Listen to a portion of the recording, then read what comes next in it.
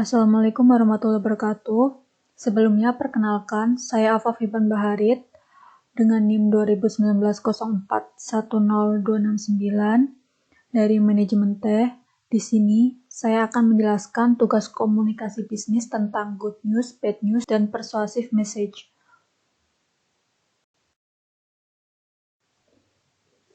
Sebelumnya, ada dua perencanaan organisasional yang dapat diterapkan dalam menyampaikan pesan-pesan. Yang pertama ada pendekatan tak langsung atau indirect approach, dan yang kedua ada pendekatan langsung atau direct approach. Untuk yang pertama, pendekatan tak langsung atau indirect approach menggunakan pendekatan induktif dan berisi tentang bukti pendukung atau ide pokok. Berikut merupakan bagian penting dari pendekatan tak langsung. Yang pertama ada pembuka. Selanjutnya, alasan mengapa suatu keputusan tersebut harus diambil. Selanjutnya, berita atau pesan yang berisi tentang berita atau pesan yang ingin disampaikan. Dan yang terakhir ada penutup yang berisi kata penutup yang bersifat positif, hangat, sahabat, dan lebih menyenangkan. Selanjutnya ada pendekatan langsung atau direct approach. Pendekatan langsung sendiri menggunakan pendekatan deduktif yang langsung pada ide pokok atau bukti pendukung. Untuk langkah-langkahnya yang pertama ada penyampaian pesan secara langsung. Yang kedua alasan mengapa keputusan tersebut dibuat. Yang terakhir yaitu kata penutup yang bersifat positif, hangat, dan bersahabat. Yang pertama ada good news. Good news merupakan pesan-pesan bisnis yang memberikan kesan positif dan menyenangkan kepada pihak lain. Melalui pesan-pesan good news, pelaku bisnis dapat melakukan berbagai upaya untuk mengembangkan dan menjaga hubungan yang baik dengan para pelanggan, klien, karyawan atau pegawai, dan masyarakat publik pada umumnya. Apalagi dalam dunia bisnis seperti sekarang ini yang cenderung bebas dan persaingannya semakin ketat, terbuka, dan mengglobal. Menjaga relasi dengan para pelanggannya memiliki arti yang sangat penting bagi dunia bisnis sekarang ini. Selanjutnya ada contoh dari good news sendiri dibagi dua macam, yaitu good news tentang pekerjaan dan good news tentang produk. Untuk good news tentang pekerjaan biasanya seperti info kenaikan gaji, bonus libur kerja, insentif, promosi jabatan, usulan atau proposal diterima. Untuk contoh nyatanya seperti setelah melakukan beberapa evaluasi, PT XYZ dengan ini secara resmi menaikkan jabatan saudara sebagai manajer keuangan, terhitung mulai 1 April 2021. Dan untuk good news tentang produk, macam-macamnya seperti diskon harga, sistem buy one get one, atau buy two get one, pemberian kupon diskon, undian hadiah untuk pembelian jumlah tertentu. Dan untuk contoh nyatanya, seperti kami dari PT XYZ selaku pihak distributor bermaksud menginformasikan kepada Bapak atau Ibu sebagai mana pelanggan kami mengenai diskon harga.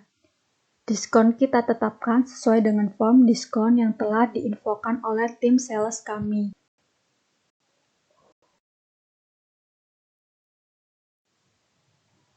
Yang kedua ada bad news. Bad news sendiri bertujuan untuk menyampaikan informasi yang kurang menyenangkan dengan tetap menjaga atau memperhatikan bagaimana dampaknya bagi pembacanya. Untuk mencapai tujuan tersebut, kita harus mempertimbangkan bagaimana pandangan audiens. Bahkan kalau memungkinkan, dapat menjelaskan bagaimana pesan-pesan bad news tetap memberikan manfaat bagi audiens.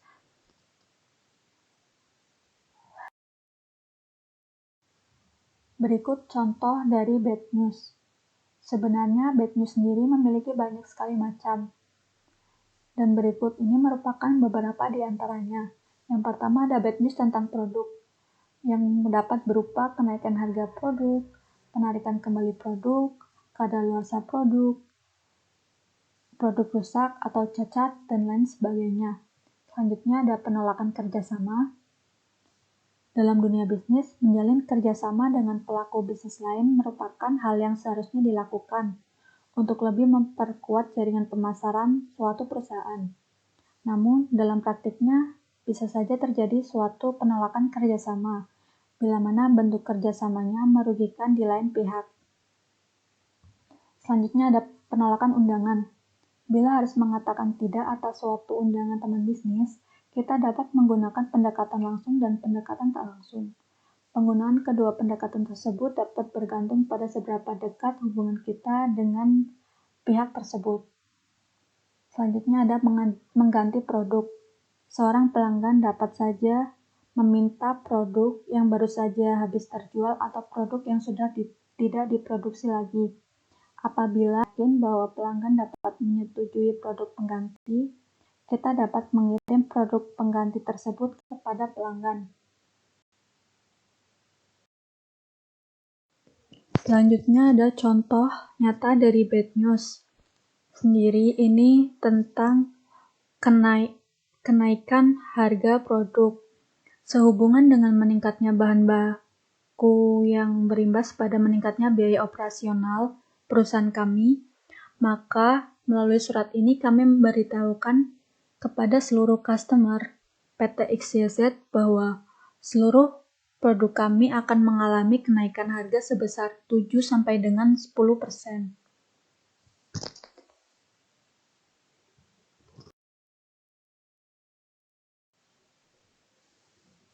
Selanjutnya, yang ketiga ada persuasive message atau pesan persuasif. Merupakan suatu usaha mengubah sikap, kepercayaan, atau tindakan audiens untuk mencapai suatu tujuan. Secara sederhana, persuasi yang efektif adalah kemampuan untuk menyampaikan suatu pesan dengan cara membuat audiens merasa mempunyai pilihan dan membuat mereka setuju.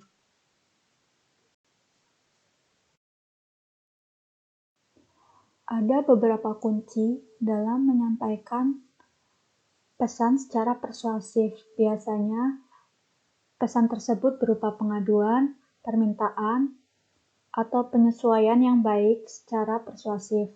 Yang pertama ada mengemukakan semua fakta dengan lebih rinci. Selanjutnya, mengekspresikan perasaan dengan tenang. Yang ketiga, memfokuskan pada manfaat atas problem solusi. Yang terakhir, memberikan pernyataan permintaan suatu tindakan secara spesifik dan beralasan.